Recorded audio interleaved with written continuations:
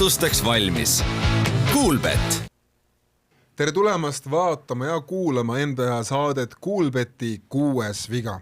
Kahtlemata kõige endenlikum saade siin selle mulle kameral, sellepärast, et meiega on teist saadet järjest. Külas Anton Enden ja kuna ma seda saadet juhin, siis mul on voli ja au küsida esimene küsimuse ja mind tõesti, kuna sa oled mitmed NBA mänge kommenteerinud Go3-s öösiti, ikkagi väga öösiti. Oled seda elu saanud tunda? Jah, koos Henri ja Ardoga ja isegi mina olen seda tööd 1 aasta teinud, küll teises kanalis. Siis ma tahan sul küsida, et ma ikkagi väidan, et alati on mingisugune mäng, mis jääb rohkem meelde kui teised.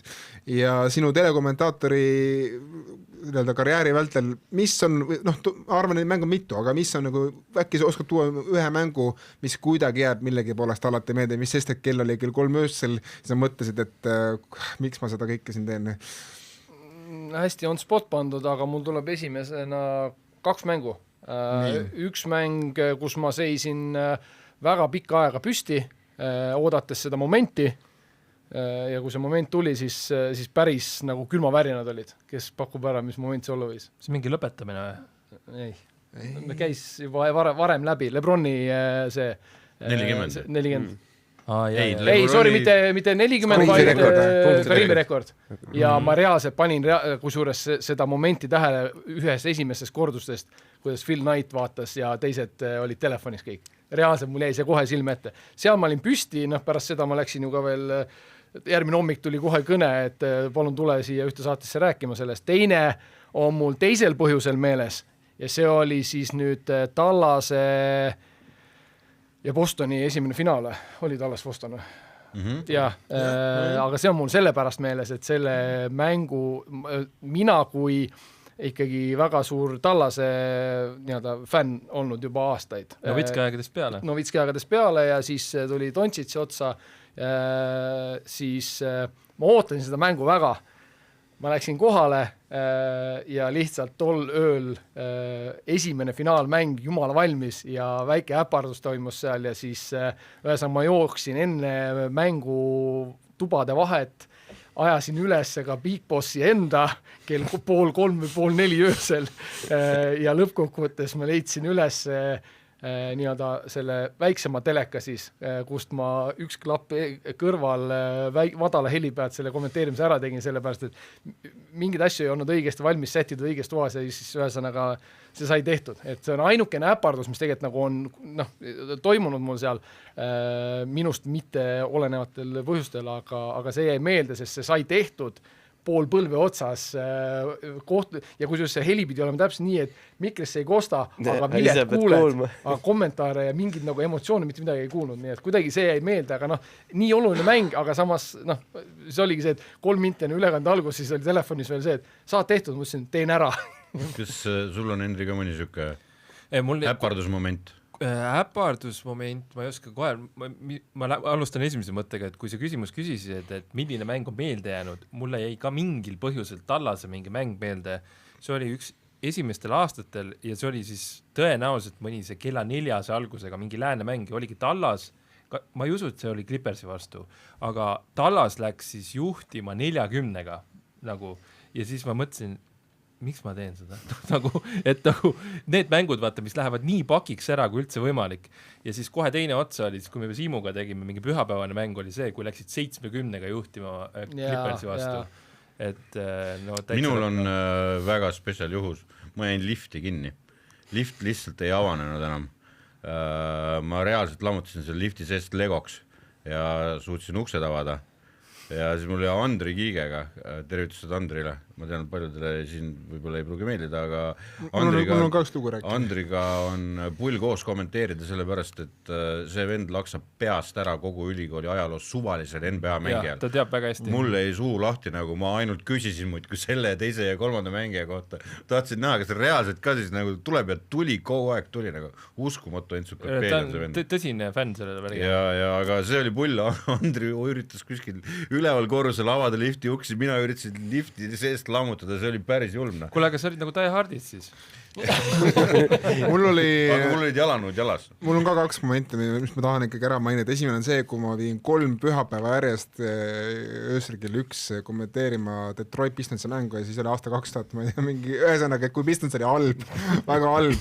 Ja siis ma mõtlesin küll, et mida ma siin teen, miks ma vaatan Andre Drummondit, kes ei saa mitte midagi sisse korvi pealt ega kuskilt mujalt. Okei, ma ühe siis mainin ka ja siis teine oli see, kui olin ka Andriga kommenteerimas ja siis ma, tänaseks on see kõik water under the bridge, aga ühesõnaga kõik on andeks antud ja kõik on ära lepitud, aga lihtsalt siis üks mäng, kus me kommenteerisime jälle Pistonsi mängu ja siis Blake Griffin oli Pistonsis ja siis Griffin kuidagi maandus sinna parketile ja siis Kiigi ütles, no loodan, et nüüd parkett kuidagi pruuniks siis annaks, ma olin mingi oot, mis samasse nüüd mina nüüd siia sattusin, aga seal on huvitavad asju veel, aga tead, tänaseks on kõik andeks antud. Ma räägin siis äparduse ära, see on piisavalt rumal ja loll ka, oli see pandeemia aeg ja siis olid nagu mingisugused need, nagu nõuded ka, et vaata puhastad selle asju ja midagi. Ja siis mina oma kuradi peas mõtlesin, et kuule, et ma võtan nüüd need mikrid ja asjad, et laseks selle mikri ka üle vaata, tead, suu juures ja vaata midagi.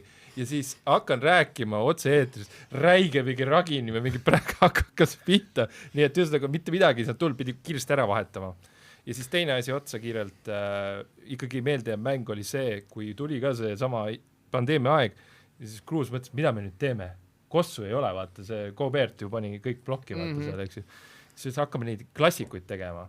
Ja siis ma tegin suht alguses üldse, et ma hakkasin tegema, ma tegin Kruusiga koos mängu. Ja siis oli Jassikevitsuse mingi mäng lindi pealt, eks ju, ja siis hakkab Kruus hakkab no, Henri Sõpra, 97 aasta, kus sina olid? Esimeses klassis. Ei olnud midagi muud rääkida. Ja sinna täi, jah. Aga see ei ole ikkagi telekommentaatorite saade, vaid see on Anton Endeni saade, et tänase päeva, kui sa vaatad NBA-d ja sa oled ma arvan, üks kõige suuremad NBA jälgijaid, kes on meil külas käinud, et kes on sinu need mängijad, kellele sa kaasa elad, lisaks tiimidest me teame, et on Dallas Mavericks, aga kes on need mängijad ja kas sa oled andestanud Nico Harrisonil või mitte? Ma täpsustan ära, ma olen tänasel päeval ja võib-olla ära selgitama. Dark Webist Hitman tellitud, jah? Ma olen tegelikult pikemaaegsemalt olnud Lakersi pooldaja ja ka sellel ajal, kui ma Dallasele nagu pöialt hoidsin just ja kaasa elasin, siis tegelikult mul on alati olnud hinges see, et ma jälgin, mida Lakers teeb ja kuidas neil läheb. Nii, et Nico tegi sulle kingituse. Vot selles olukorras ma ütlen praegu niimoodi, et see hooaeg ma ei ole vaadanud mitte ühtegi Dallase mängu highlightsi, vabandan, ühe olen, siis kui nad Lakersiga mängisid ja Dallaseid. Et ütleme nii, et mind on alati ikkagi paelunud just need Euroopa inimesed, Dirk Nowitzki, seal on oma story taga aga ütleme nii, et tegelikult ma vanasti, kust minu Lakersi näiteks see armastus või see tuli ilmselgelt Kobe.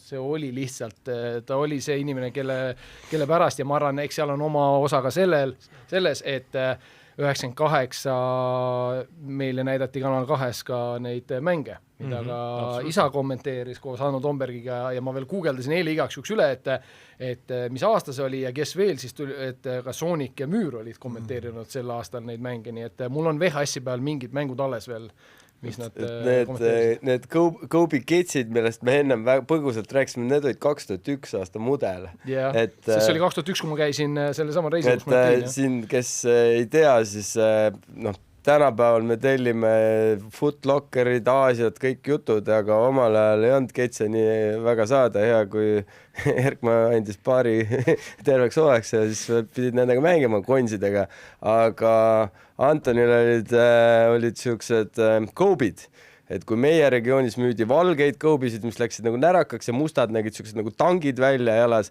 siis sul olid hõbedased, mis olid nagu siuksed eriti tuused ja ma sain need ära osta ja ma olin väga tehtud poiss provintsis. Nii, aga räägi mõnele nooremale meie kuulajale ja vaatajale ka, mis lugu siis Dirk Nowitzkiga on? Nowitzkiga on see lugu, et aasta 2004 käisin Saksamaal kaasas koondisega, kui isa oli veel koondise peatreener ja Trieri nimelises linnas olid ma ei tea, kas see nüüd laagris nimetada, aga oli 2 kontrollkohtumist siis Saksamaaga. Ja mingid trennid olid ka seal ennem ja ma siis sain sinna kaasa. See nii-öelda kronoloogiliselt oli niimoodi, et esimene päev meie trenn tühjas saalis ja Saksamaa tuli pärast meid. Mul oli alati riided seljas, kas oli vaja seal sööta või mis iganes, vahepeal sain kaasa joosta, pärast siis trenni lõpus ise seal loopida Kalle Põdraga või kes iganes seal veel tahtis loopida ja siis Saksamaa oli juba varakult saalis ja siis tuleb Novitski. Kõik vennad, kes juba venitasid, Novitski isiklikult läbi tervitas Käpa Pihku ja siis, kui plats oli nii-öelda tühi, siis ma seal veel patsutasin ja siis Novitski tuli palli võtma, ma seal loomulikult, mis ma siis olin, 15 või 16 vist, ja siis valmis niimoodi ja siis läksin Aralt ja küsisin pilti ja ühesõnaga pilt on raamatus olemas, autogramm Ketsile, mis jalas oli, üks valge punasega adid, niimoodi tõmbasin jalast ära ruttu sinna markeriga ja autogramm peale, kodus olemas. Järgmisel päeval oli kinniste uste taga mäng, kui siis nii-öelda enne mängu Käppa visati, siis Novitski tuli veel eraldi, viskas Käppa mulle pihku ja küsis, kuidas sul läinud on, kuidas sul meeldib siin. Hästi nagu down to earth guy, eks väga siuke sõbralik. Ja siis viimasel päeval, järgmisel päeval oli siis täis maja ees mäng ja ma olin seal alati siis nii-öelda rätiku ja veepoiss, mul reaalselt meeldis seda teha, seda olla nagu asja juures seal. Ja siis samamoodi hümnid, mis iganes pinnid vahetati ära ja siis tuli ka veel pingi otsal nii-öelda meeste vahelt läbi ja viskas nagu Käppa, kui ma ju platsile ei läinud, aga tuli mulle ja Kalle Põdrale ka viskas Käppa ja sellest nagu jäi siuke asi jääb meelde. See jääb meelde ja siis pärast mängu pressikonverentsile minek. Isa ütles, et tule kaasa, istud ka seal, saad pilti teha, et ikkagi jäädustada ajalooline olukord, kus siis on Novitski, Bauermann ja Enden on laua taga, annavad intervjuud seal peale mängu. Ja siis me läksime kõigepealt siis Saksamaa riiestusruumi ukse taha ootama, siis tuleb Novitski välja, tossud näpu otsas, vaatab ringi ja siis paneb käe ümber õla, niimoodi võtab nagu põhimõtteliselt nagu kaisu, kuule, kus mu treener on? Nagu sinna nurga taha läks kuskile, okei, tulete ka pressikale, jaa, lähme. Mida sa oskad siukse asja öelda? Lähme mööda koridori lifti poole. Lifti läheb Novitski, läheb Bauermann ja siis 5 turvameest teevad ringi ümber, nii et rohkem sisse ei lasta. Siis me jäime ootama sinna, mõtlesime, siis läheme järgmise liftiga. Ja siis tuleb Novitski, nad tulevad ka. Ja siis pärast, kui nii-öelda liftist välja tulime, siis ma võtsin veel momendi, ütlesin, kuule, ma tahaks sellele kaelakaardile ka autogrammi, et sõbrale koju viia. Sain selle ka ära ja siis pärast seda me enam nagu seal, rohkem nagu momenti ei olnud, isa taga seal midagi veel rääkis, aga minu jaoks täiesti siukene... No sa said ikka selles mõttes... Ma sain täis mängu. See on ikka full, et siukest asja, kus juures ta ilmselt ikkagi valis su natuke välja ka. Ma mõtlen, selles mõttes ta nägid, et sa oled... see esimene päev, kui treening oli, ma olin ju ainukene, ülejäänud olid mängijad, treenerid, arst, füsio, mis iganes ja oli mina seal. See ei olnudki nagu muud, noor kutt ikkagi, ja tead, mis võib sarnase blondi peaga ka see pilt on olnud sealt raamatus. Seal võib olla see, et võib-olla Novitskil on endal meeles ka siuke olukord, vaata, kunagi mingi suure vennaga ja vaata, see võib noorele kutile siuke lõuge olla, vaata, niimoodi. Ja, aga üleüldiselt on Novitski jätnud ka nagu täpselt sellise mulje, nagu sa tast räägid, nagu ta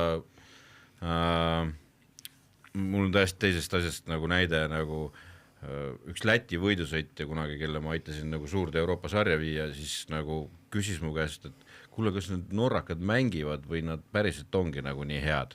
Siis ma ütlesin, et nagu nad päriselt ongi nii reaalselt päris avalad ja head inimesed, et nad ongi sellised, nad ei mängi seda, nad lähevad koju, on sellised ja nii edasi. Dirk Novitski on ka kogu aeg ongi selline lihtsalt. Temast ei ole nagu minu arust isegi meedias kuidagi vägisi forsseeritud, kuvatud sellist nagu mingit head Euroopa paipoisi mainet, ta lihtsalt ongi.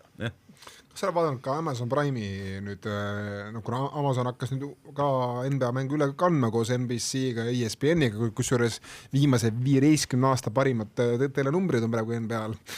Ja Dirk Novitski on Amazoni üks kommentaatoreid, et kas sa oled vaadanud ka seda, kuidas seda seal hakkama saab? Seda saadet, kus nad seal nii-öelda diivanitel pikutavad ja jutustavad, mingeid klippe olen vaadanud. Päris niimoodi full on ei ole süübinud ja täisepisoode vaadanud, aga mingid arutelusid ma olen seal vaadanud ja ülisümpaatne. Kogu see arutelu, see naissaatejuht ka seal nagu hästi modereerib kogu seda asja, et noh, minu arust on ta on alati rääkinud väga, väga ausalt, ma isegi mis siin varasemalt läbi käis see, kui seda Lakersi hetke olukorda ja selle hooaja tulevikku ta seal kommenteeris, ta oli natukene liiga selline viisakas. Ta ei tahtnud nagu väga otse vist öelda, ta just seal kuidagi nii-öelda pehmelt ütles, keerutas selle kaitse ümber, et no jaa, aga ta läks Nico Harrison ütles, et no, et tegelikult oleks pidanud juba varem seda tegema. Nagu varem Luka siis Lakersisse saab. Et varem Nico Harrison oleks pidanud kinga saama. Et fännid saaks edasi minna. Ta ütles Nico kohta ikkagi enda kohta, ta ei ütle kunagi halbu sõnu ega midagi, aga Nico Harrisoni kohta ma ei ole nii kritiseerivat Dirki enne näinudki, mis ta ütles Nico kohta. No, ja siis mõtleme, mis see seal siis veel võib peidus olla. Aga põhiline on see, et mis Dirk tegi ära Luka jaoks, väidetavalt see on nagu kuluaaride jutt, et kui Luka minema läks, vaata ta seal loopis ju telefone ja ta põhimõtteliselt arvas, et kõik on ta reetnud, eks ju. Aga Dirk oli see vend, et ütles, et kuule, et Finley oli nagu selle vastu täielikult, et ainuke vend, keda ta nagu jättis vaata veel nagu follow peale, oli see Finley vaata.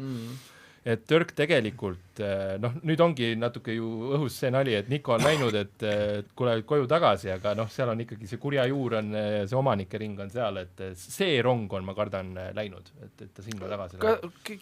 Täpsustage, kas Cuban on nüüd mingit moodi rohkem jälle tagasi või? Vahepeal midagi ma nägin, aga ma nagu ei süübinud ka sellest. Need on kuluaarid, et ühesõnaga, noh, ma arvan, et see on lihtsalt idus PR on selle nimi, et Mäveriks üritab oma nägu päästa.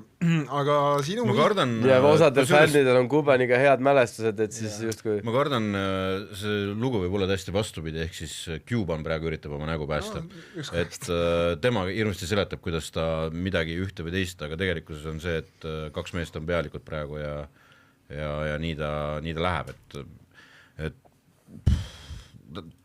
ta andis kontrolli ära, ta puksiti välja sinna sisse, on väga raske tagasi saada. Aga kuna sa oled Lakersi fänn, siis ma pean küsima küsimuse, mis on, ma arvan, nii mõnegi nagu Lakersi fännil ja NBA jälgijal nagu meeles, et mis sa arvad, kas 2 küsimust on tegelikult see, esiteks, kas LeBron James saab pronkskuju Lakersi areeni ette ja teine on see, kuidas üldse nagu hindad seda LeBroni Lakersi ajajärku, et see on, kusjuures noh, me küll üks tiitel, aga ta on Lakersis veetnud tänaseks rohkem aega kui Miami's, kui Clevelandis isegi nagu teisel korral, eks ole, et esimesel korral ka, et LeBron on nagu järjest kõige enim aastat olnud tänaseks Lakersis. Ja see ei tundu reaalne. See ei tundu reaalne, aga COVID on see aja nagu kuidagi pekki keeranud. No see statue, ma arvan, et tuleb. Noh, see kuidagi, kui sa vaatad, kuidas neid tuleb praegu ja kes on saanud, siis nagu, noh, nüüd on see küsimus, et kuhu veel tuleb. Ma arvan, et 3 kohta. et see Miamisse kindlasti, Clevelandi kindlasti, ma ei näe varianti. Clevelandi pigem ennem kui Miamisse, ma arvan isegi ja, aga see Lakersi kuju võiks tulla selle Wade'i näoga. see kujudega on üldse see, et alati on see oht, et mis asi sealt tuleb. Ma juba natuke ka kardan neid, kui kujusid tehakse, et mis versioon sealt nüüd tuleb. Viimasel ei usata neid kujusid teha tõesti. Aga ikkagi, kuidas võtad selle LeBroni Lakersi järgi kokku? Kui temast endast nagu rääkida, siis loomulikult ta on selles ulme inimene ja jääb nagu korvpalli ajalukku ikkagi väga suurte tähtedega. Mul on ka vahepeal on lihtsalt endal ka selline tunne, et kas mingid otsused tõesti on natukene liiga palju tema nii-öelda sellest suunitluste järgi tehtud. Ma võtab Westbrooki otsust? Mitte ainult. No mis iganes, vahepeal lihtsalt on selle GM, see läks ikka vahepeal väga suureks. Kusjuures ma tulen praegu sellise olukorda juurde, mida ma nägin ka ilmselt eile või üleeile, et mingis mängus LeBron, kas oli nüüd Pelicansi mängus, kus LeBron Lakers tuli rünnakule, LeBron oli seal vastasmeeskonna pingi ees nurgas ja rääkis vastastega pingil, viskas mingit huumorit ja samas nagu tegelikult rünnak toimus. Ja Redick pidi selle peale time-out'i võtma ja siis mingi teise nurgalt leiti kaader, kus ta nagu vaatas sinna poole ja raputus pealt, kus ta karjus seal nagu, ma ei tea, mitu korda Broni nagu nime. Ja ma nägin seda. Et nagu see tundus nagu ka selline, et kas ta nagu võtab ikka praegu tõsiselt, võib-olla kas see mängu olukord ei olnud, samas kui Redick võtab asja tõsiselt, mingit rünnaku asja tahab talle teada anda, mida me praegu teeme ja LeBron ei pane tähele üldse ja siis kui see time-out ka kooliti, siis ta jäi ikka veel sinna. Aga tead, see Pelicans on nii sits-sats, et seda ei saa tõsiselt võtta, vaata, et siis lähed viskad parem nalja. Mäng käib ja mehed tahavad mingi liikumist teha, okei. võib-olla tõesti, aga noh, kuidas seda kokku võtta, noh ma ei tea, eks see on jällegi, ta on ühes kõige suuremas nii-öelda mekas, kõik need numbrid, kogu see rahvas, keda sinna on toonud, eks see on ilmselgelt on see megateema, lihtsalt noh, ma ei tea, see nüüd et see ka tehtud sai, et ta nüüd pojaga ühes tiimis oli, noh tore on ju, aga samas jällegi, et kas mõni mees vääriks seda kohta võib-olla rohkem või noh. Seal on see Thanassise faktor natuke. See on veel, ma ei tea, Thanassis on ka, las ta jääb. Nii, aga sinu isa on öelnud NBA kohta ka päris krõbedat sõnu, aga ta ei ole ainukene, et neid eakamaid mehi, eelkõige mehi on ikkagi oma jagu treenerite ja mängijate seas, kes on seda teinud ja ma arvan, et sa tunned nende inimeste hingeelu paremini võib-olla kui isegi kui meie siin, et no millest see ikkagi tuleneb, et kui mina ja Ardus ja isegi Henri siin peame kuulama aeg-ajalt teisi korvpallisaateid, et noh, mis on salata meie nagu NBA jälgijate ja fännidena vahepeal hakkavad kõrvad peaaegu virsa vett jooksma, mida me kuuleme siit, aga millest see tuleneb, see nii-öelda noh, mingisugune kas siis antipaatia, võib-olla ikka isegi liiga tugev sõna, aga selline ärme võta seda tõsiselt, räägime ikka Euroligast. Ma kindlasti ei taha kellelegi sõnu suhu panna või nagu selles suhtes võtta mingi statementi. Sa võid ülistada. Ei, sa võid öelda ka, et kas kodus on nagu tuliseid vaidlusi ka või? Siis, kui ma kommenteerisin NBA-d ja me suhtleme väga palju, helistame, räägime mängudest, tegelikult enne seda hooaega oli ka veel niimoodi, ma lihtsalt eelloon, et ma andsin isale nii-öelda siis õiguse või nii-öelda loa või isegi kohustuse, kui tema näeb, kes on rohkem arvutis, kui mina olen tööajal, toimetan mingite muude asjadega õues, mis iganes, et kui ta näeb mingit treidi või mingisugust asja nagu Euroopa tandril nagu siis saada mulle kohe, ehk siis väga palju on seda suhtlus, kus ta saadab lihtsalt, kes palgati praegu, kes lahkus, mis iganes. No ta on see kossus ikka kõvasti sees. Jah, selles suhtes ikkagi, kui ta vaatab kodus mänge, siis on niimoodi, et üks mäng on suure ekraani peal, teine üldjuhul on siin, siis on veel boxscore lahti, on see Eesti liiga, mis iganes, ühesõnaga jälgib kõike, eks on vaja. Tal on ju tagatoad teada ka ju, noh, ma ütlen, et ta võib Real Madridis seal kellegiga suhelda ja neid kontakte on palju, ma mõtlen, jällegi, tal on võimalus helistada Messinale või mingite siukstel vendale, siis vahepeal mõtled seal peale, mis asja, aga samas see on reaalne. Tulles selle NBA juurde, siis kui ma ka kommenteerisin, eks ta mingid nagu suuremates asjades ikka nii palju huvitub, et ta nagu ei ütle, et mind ei koti absoluutselt, ära räägi, on ju.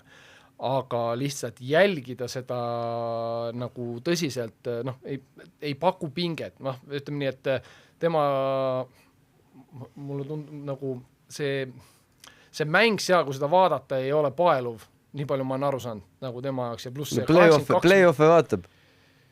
Ei, NBA-t niimoodi otseselt ei vaata. Võib-olla mina, kui ma olen midagi talle saatnud või näidanud või rääkinud, aga samas ma ei usu, et jah, et isegi otsustavad mänge. Ma arvan, võib-olla mingid momendid ala Lebroni see Karimi rekordi purustamise, mingid siuksed rekordid ikka käivad eest läbi, aga ma ei tea, jah, ju ei nagu ütleme nii, et mingid mängijad, mingid tüübid pakuvad kindlasti huvi, nagu mis nad teevad, kuidas näiteks, kes on läinud Euroopas sinna. Iisalo näiteks või noh, tead umbes siuke asi, noh. See on muidugi see ka, kust nüüd tekib see järgmine koht, et vaata, NBA on täiesti mõttetu, vaat, mis Iisaloga tehakse, eks ju.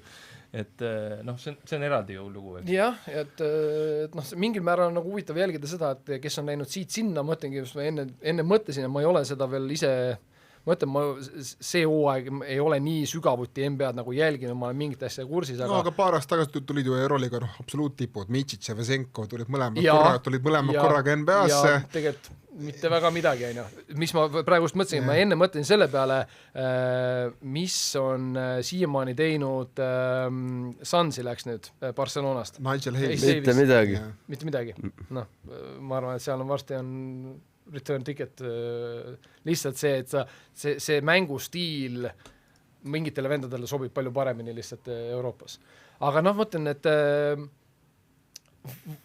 ma ei tea, vaata, kunagi ta isegi ei ju kommenteeris NBA, et noh, mingil määral midagi siis, ma ei usu, et ta siis ka jälgis sellepärast, et me ei olnud väga palju kust jälgida, nii lihtsalt nagu praegu. Aga samas ikkagi nagu noorem huvitavad mängud, otsustavad mängud ka seal, et ja kutsuti kommenteerima, eks ikka tegi, aga jah, ma ei tea, kuidagi ei ole. Mis see aastad täpselt oli? See kas 2000-te alguses või mis see võis see hetk olla, ma mõtlen, kui ta tegi mänge, NBA mänge? 98. Mul on kindlalt on VHS-i peal mingisugune Lakers Spurs, kas 1 või 2 mängu, ja mul on midagi meeles mingist Lakers Portland mängust, aga kuna ma vaatasin üle 98 play-offis, nad kokku ei läinud. Ehk siis see pidi olema mingisugune 2000, Jordan oli ära lõpetanud ja Kobe poolt veel alustanud. 7 mängul. 98 veel oli ju Jordan. Arvidase aeg, ma arvan, oli see. Arvidas vist, jah. Arvidas oli Portlandis selle ajal. Aga kas see võis tema mäng olla? Igatahes, ja üks asi, mis ta veel mainis, et ta on teinud Jurtšenkoga ühe korra All-Stari. Sellise asja... Siis kui see veel oli tippsündmus. Seda ma olen Ottoga teinud, see on katsumus. Mingitel aastatel, kas te mitte Siimuga ka ei teinud sinna? Ja, me tegime ka oma... See on kõige nagu... kummalisem. No see on ikka täitsa perses, kui igav see on, nagu, sest tänasel päeval nagu...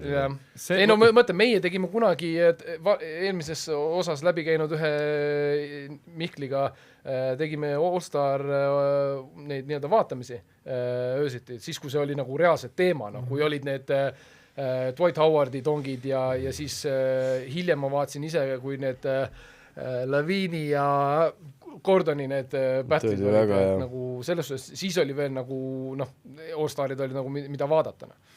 Ja kes tahab näha mingit head All-Star mängu, siis tegelikult ei pea minema liiga kaugele ka, vaadake siis seda 2021, kui Kobe vist oli lahkunud ja siis Kobe jauks pandi ikkagi korralik lahing püsti. Aga millest ikkagi sinu tuleneb see, et meil on üks väga tuntud ja võib-olla Eesti spordipodcastide või spordiraadiosaadete teeraja üks pioneere, mehed ei nuta. Ja seal on meil Peep Pahv, kes ei jäta kasutamata võimalust peaaegu üle nädala öelda, et NBA ei kõlba kuhugi, et mida me saame siis Peebule teha, et ta mõistaks, et see asi pole üldse nii hull. Ma ei tea, liikub ässi äkki.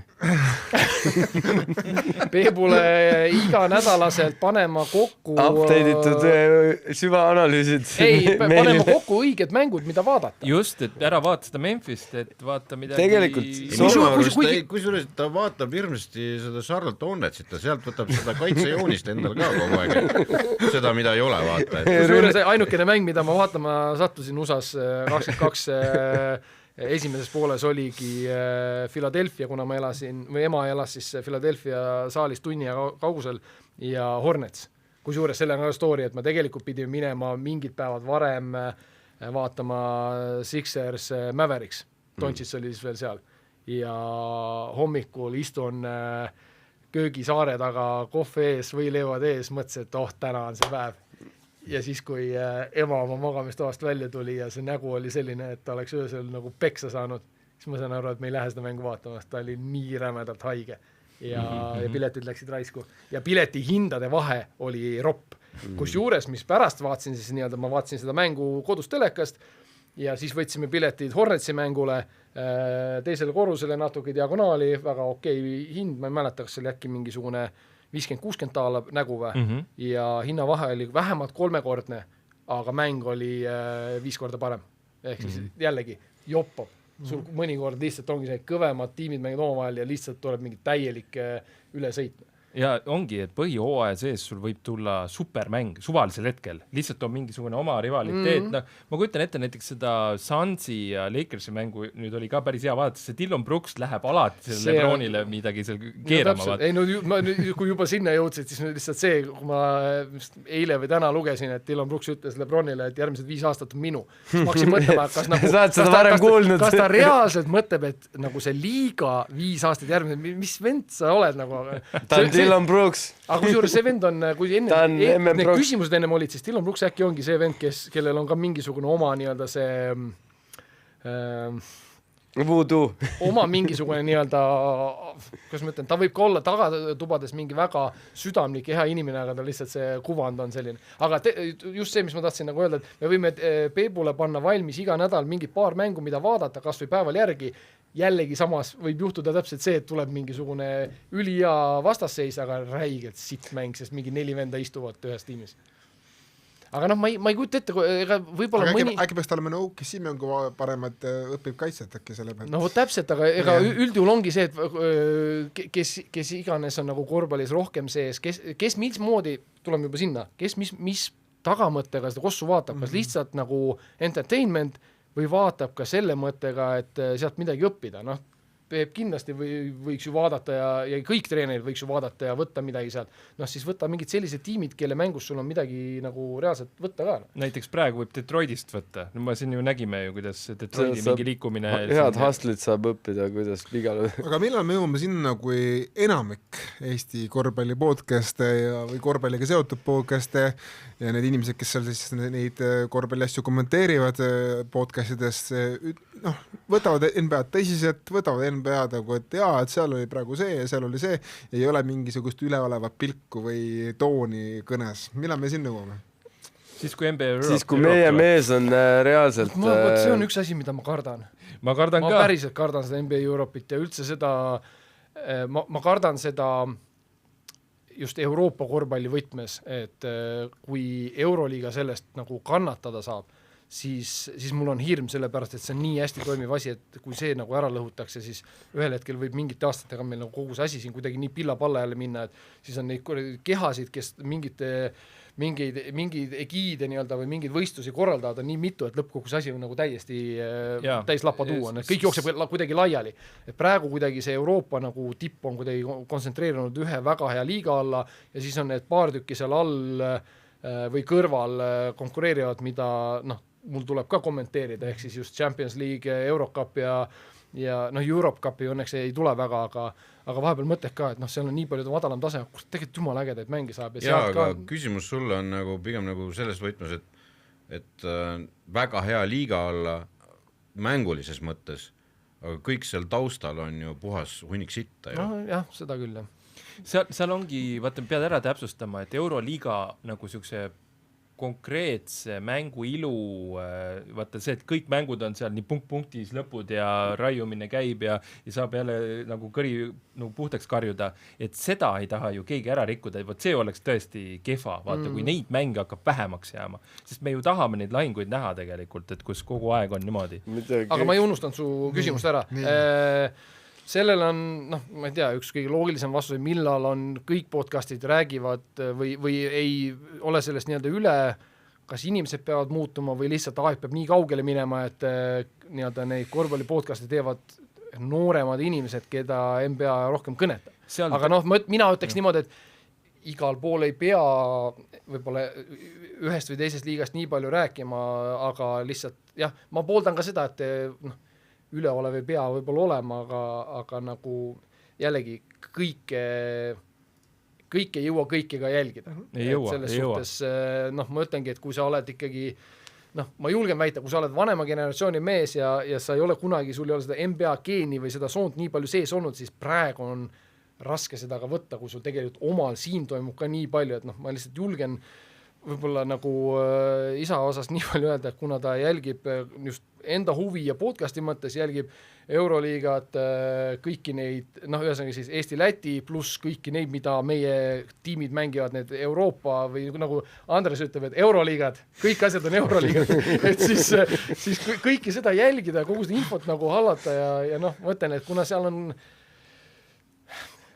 kui mingist liigast nagu rääkida ka, siis sul peab kõik võiks nagu olla või enamus võiks olla vähemalt selle liiga nagu sina peal, et siis sa saad mingi diskussiooni ka sellest, noh, kui sul ainult üks inimene on fänn, siis sealt ei teki diskussiooni. Selle jutu nagu kokkuvõte võib väga paljuski olla see, et kui oleks seda saatuslikku Utah Jazzi esimese ringi 25. valikut, siis suure tõenäosusega võib-olla me laulaks ka Hosiannat ainult kõigile Euroliigadele, sõltumata siis, mis tasemel see Euroliiga on. Seda tahangi sealt kinni võtta, et see järgmine hetk, kus see tõus tuleb, me nägime seda juba tegelikult trelli. See oli see, mis me ütleme, nagu me teadsime, et leedukad on seal, me teadsime, et mõni üksik ukrainlane, serb, lätlasi siis veel ei olnud, Piedrins oli alles esimene. Ütleme selle välja, Vetra, ja.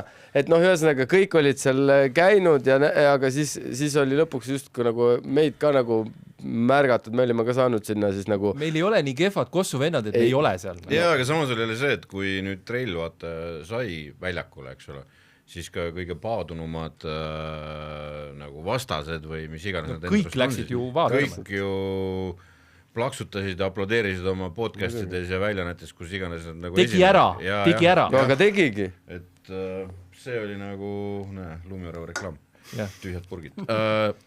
Et see nagu siis nagu juhtus, see tähendab seda, et ka neil on tegelikult mingisugune sisemine aukartus olemas, nad lihtsalt ajavad soga otsast välja võib-olla. Et see unistus on ju tegelikult, nagu ma ükspäev ütlesin meie chatis, et ainuke põhjus, miks mingi mängija ei mängi NBA-s, on see, et teda ei võeta sinna.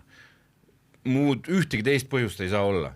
Et no üks klausel on siin, et kui sa oled Euroliiga tipp, siis on sul võimalus teenida Euroliigast rohkem raha kui NBA-st. Kui sa oled üle 28 aasta vanusene, sa tead, et NBA-st vaikselt miinimumlepinguga alustama kuskilt, siis see on ainukene. Või sa oled Oskar Schmidt. Mõned üksikud umbes Mirotic enam nagu Mirotic tuli sealt tagasi. Tuli ju NBA-st tagasi. Ei, no seal on erandeid Oskar Schmidt ja siukse kaliibriga vennad, et need aga üldiselt. See Oskar Schmidt on väga kummaline lugu, ma peaks ütlema niikuni. Seal on igasuguse, ma ei tea, see Peebu Legionäri hõngu on seal sees, aga aga miks on niimoodi näiteks, et Andres, kes on täitsa vanakooli, nagu vanakooli treener, nagu hullult fännab ja austab seda ja siis meil on ta ei ole vanakooli treener. No ikka on. Tal on uued liikumised iga aeg. ma juba... ja samas on nagu lähed läbi selle spektri, nothing ja siis meil on Heiko Rannula, kes on ka nagu fännab NBA-d.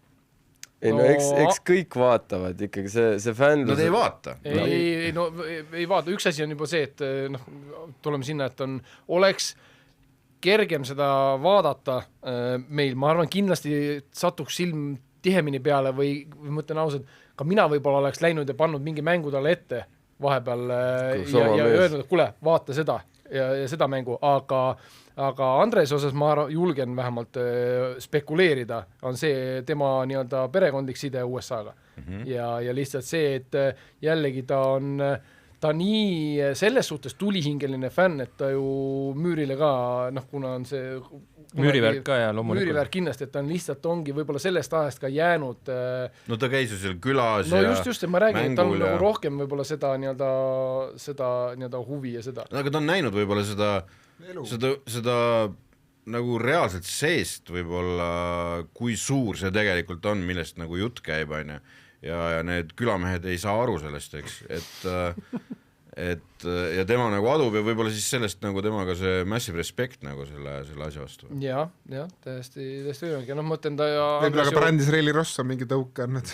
Ei, ma arvan, et seal on ikkagi Mürka ja tema käis see, kui palju seda Mürka nime on ka tal nagu läbi käinud ja kuidas ta ikkagi nagu fännab ja nüüd nagu trelli osas ka ju ta ikkagi kogu aeg jälgis ja hoidis kätt pulsil ja eks me kõik hoidsime kätt pulsil lihtsalt, kes, mis tasemel ja kui palju seda nagu vaatab ja jälgib aga mõtlengi, et ega see NBA on mingi selles suhtes nagu sitliiga, et seda maha peaks tegema, lihtsalt igale on oma nagu suhtumine ja võib-olla mõni väljendab seda nii, et sellest jääb mingisugune halvem nagu maikaga. Ja samas nagu, ma ütlen, nagu tühja maad ja siis on meil Rannula, kes nagu me saime aru ka, vaatab ikkagi, mis treenerid teevad, mis liikumisi joonistatakse. Minul on Rannuluga ka ikkagi olnud nagu alati hea kontakt, lihtsalt ma personaalselt ka tema kokku puutunud, kunagi saan nooremana ja mingis hetkes, kui ta veel ise mängimisel lõpufaasis oli, siis me suhtlesime mingil määral, seal oli mingit arutamist minu mängimise osas ja mida teha või nii ja naa, aga see selleks. Aga mulle tundub lihtsalt, Rannula on ka selles suhtes megafanatt ja ütleme, et ta võtab nii tõsiselt seda, et ta kogub seda infot igalt poolt. Et sa ei välista NBA-st on loomulikult kõvasti võtta. Eks ta muidu ei ole maailma kõvem liiga ja kõvem vennad ei lähe sinna ja see nii-öelda järjekord seal ukse taga ja kraabitakse two-way ja 10 päeva nii-öelda lepinguid ja kõik tulevad, ma ei tea, hambad ristis seal 20, ma ei tea, seal lõpupoole eluaastates võitlevad selle ühe megamängu pärast, ma ei tea, tuleb kohe praegu lihtsalt silme ette Lakersi poolt, see Ingram mega lihtsalt nagu mis story'na. Aga jah, Rannula, ma arvan, ta ongi täpselt see, et igalt poolt üritab õigest kohast noppida õigeid asju.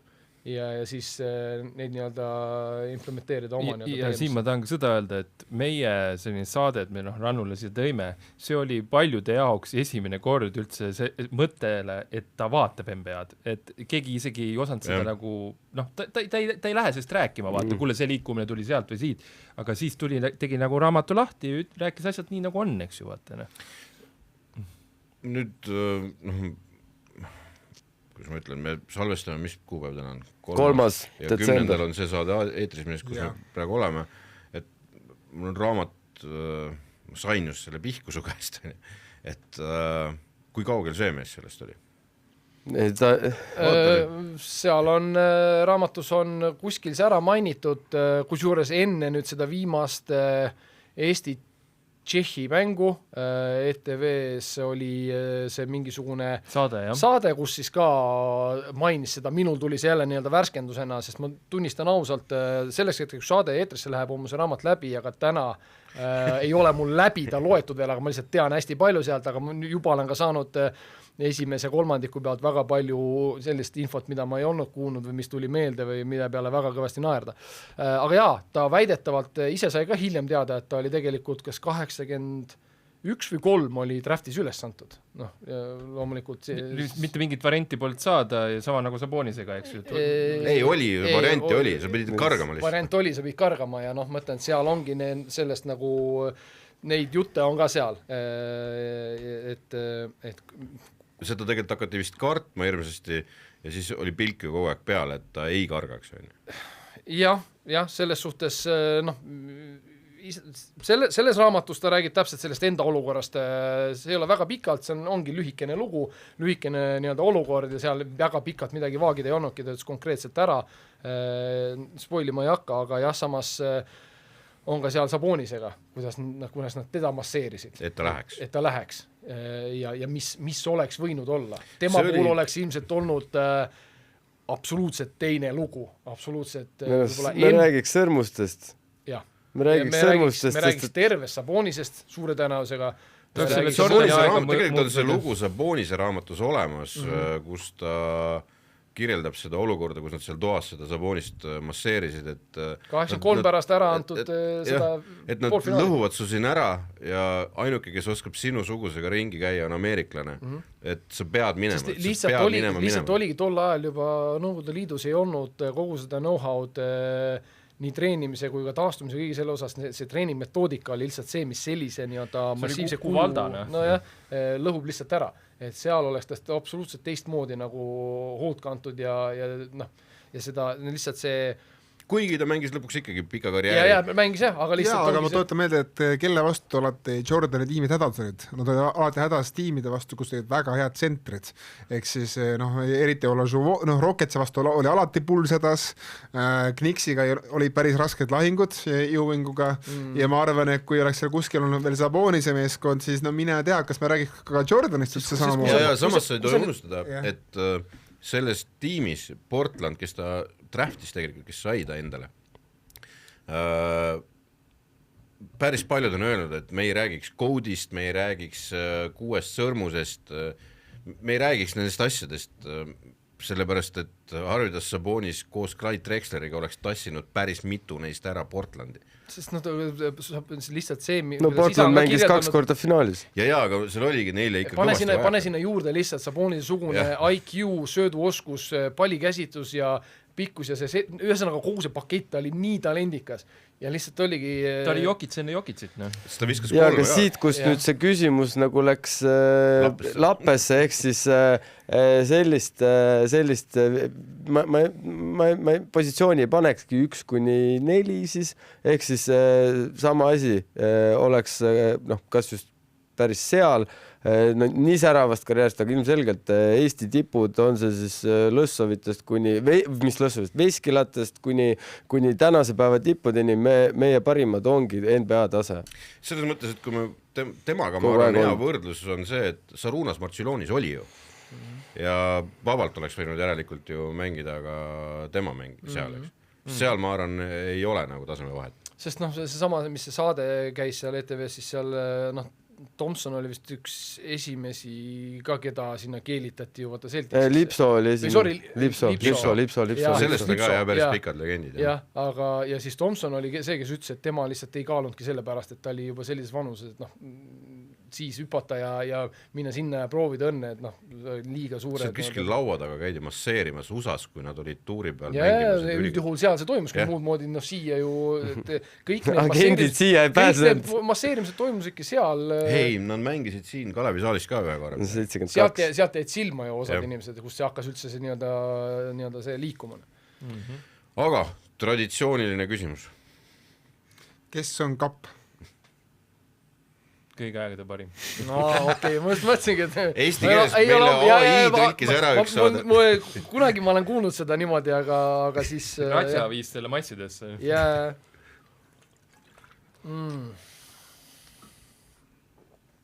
Võid öelda ka mitu nime, kui sa tahad olla diplomaat. Ja ka siis pead ütlema, miks sa diplomaat ka oled. Jah, no see on täpselt see vana hea nii-öelda diplomaatiline vastus, et erinevad ajastud ja bla bla.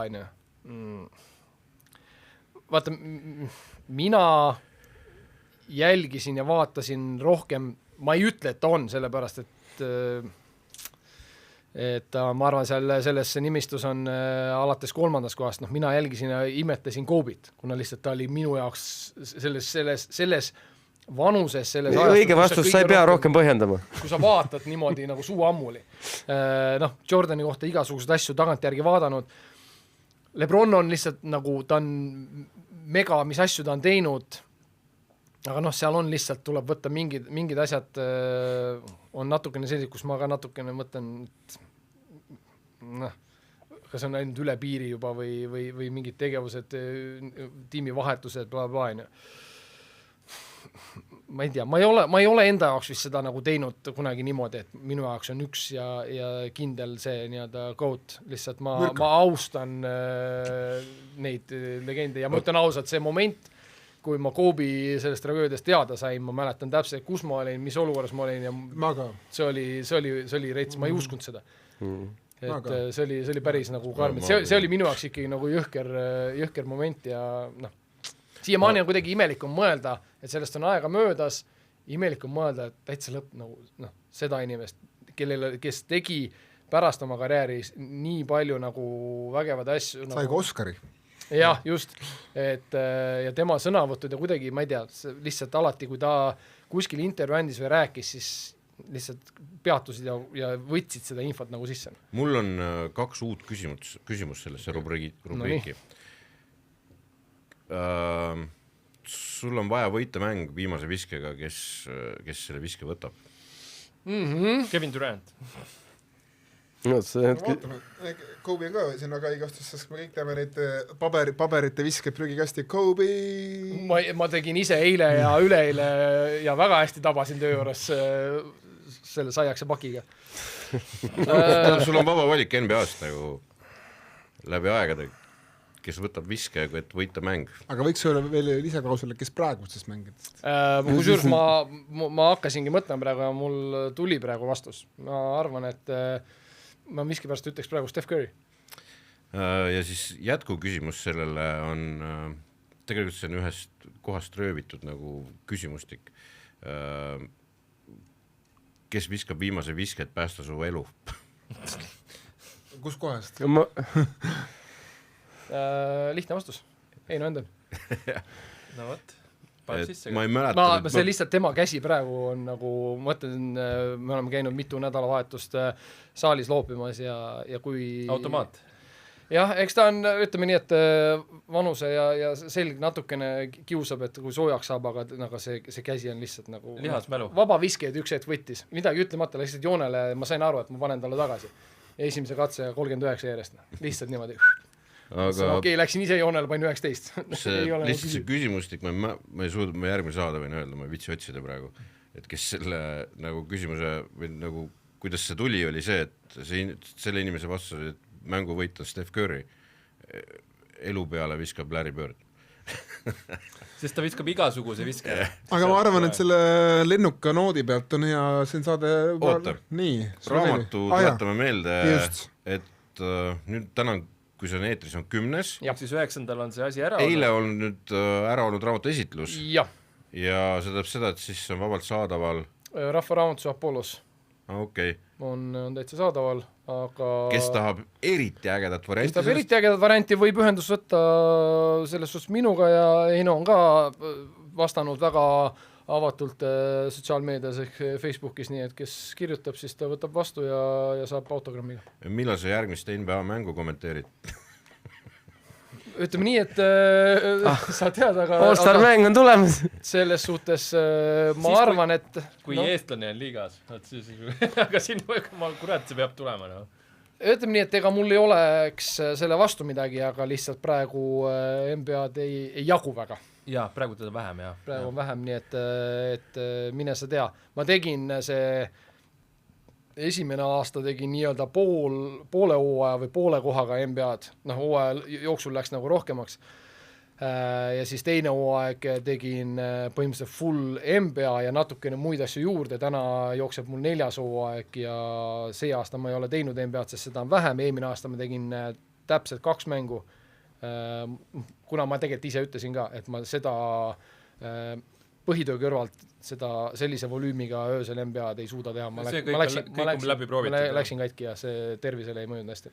Ma olen teinud öötööd, aga siis sa pead olema selles nii-öelda graafikus. Ütle ära, et see on noortemeeste värk. Ära mine nüüd vanuse kallale, just oli sünnipäev. Ja teine asi on muidugi see, et inimesed peavad aru saama, et keegi tee seda põhitööna. Jah. Et see ei ole nii tasuv, et seda põhitööna teha. See ei ole põhitöö, aga ütleme nii, et mina teen kommenteerimist, sest ma naudin seda. Ja ma tegin ka NBA-d väga naudinguga, ma võtsin seda hingega, ma uurisin enne mängu, ma olen selles suhtes väga kohusetundlik, et ma tegin väga põhjalikud Wordi-failid mingi ajani, nüüd on need jäänud tagasihoidlikumaks, sellepärast, et seda infot juba nii palju tegelikult olemas ja ma lihtsalt tean, kui palju ma sealt tegelikult ära ka kasutan. Mingi tekib rutiin juba. Jaa, aga vaata mingil määral see nii-öelda koolis oli ka vaata spikerdada, et kui sa kirjutad spikrit, siis see läbikirjutamine juba söövitab mällu. Et kui ma mingid asjad läbi loen ja kopeerin ja ma tean, et ta on mul seal, siis mul juba tuleb meelde. Et ma hea meelega teeks, lihtsalt siis on juba see, vaata, oled selle liigaga nagu kursis ja näed neid mänge ja siis on seda infot ka ja oled selles nii-öelda luubis sees. Et kui ma ühel hetkel jälle nii-öelda täis hooaega teen, siis võime jälle vähe tõsisemalt rääkida NBA teemadel. Ei saa väga hästi 2 saadet kantsid, ei pea üldse nagu hoidma tagasi, et väga hästi tead asju. Otto ei kommenteeri, aga midagi ikka teab. Jah, kuna meil üks tulevane saade tuleb ka, anname vihje ka, et tuleb rollimängijate asjus, siis oskad sa tuua veel, kuna me siin meile meeldib teha edetabelit Henrile, mitte Henri kasutab chat-GPT abi tihti, aga kõik ülejäänud võtavad seda asja täie tõsidusega, et kas sul on ka mõningad praegused või endised NBA rollimängid, keda sa tahaksid esile tuua enne meie tulevast saadet? Kas võin heads upi anda poolt nüüd enne saadet oleks mõelnud, oota. Rollimängijad. Kes ei ole All-Starid, aga kes on nagu kuidagi jäänud eriliselt meelde? Kes mul on ka kommenteerimise ajal jäi silma ja kes on väga kihvt tüüp oli ja mida aeg edasi seda suurem sümpaatia tekkis oli Nuggetsi Christian Brown. Väga pull kuju, väga kõva võitleja ja ühel hetkel üllatas, et paneb viskeid ka eemalt ära. Selles kogu aeg läks väga palju paremaks. Ja, ma ütlengi, et ajapikku, mida edasi läks, seda kindlam ta oli ja ei, praegu esimesena tuli kohe meelde, ma ei tea. Champion, väga hea valik. Aga sellega praegu lõpetame, kohtume jälle nädala pärast ja praeguseks tšau. Tšau.